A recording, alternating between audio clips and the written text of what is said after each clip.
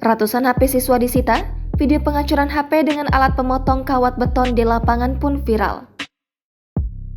Tengah beredar sebuah video, aksi diduga seorang pengajar sedang menghancurkan HP sitaan dengan pemotong kawat beton.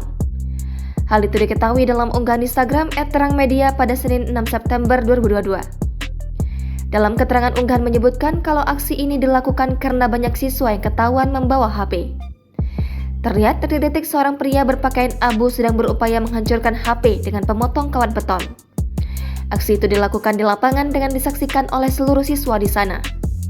Nampak juga ada banyak sekali HP yang berhasil disita.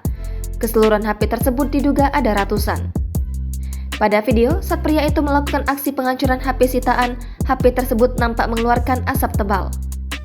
Belum diketahui waktu dan lokasi kejadian pada video rekaman ini. Namun, dalam keterangan unggahan, diduga aksi ini dilakukan di sebuah pondok. Video yang berdurasi 17 detik ini pun kini ramai ditanggapi oleh warganet. Warganet banyak yang tidak setuju dengan cara yang dilakukan oleh para pengajar ini.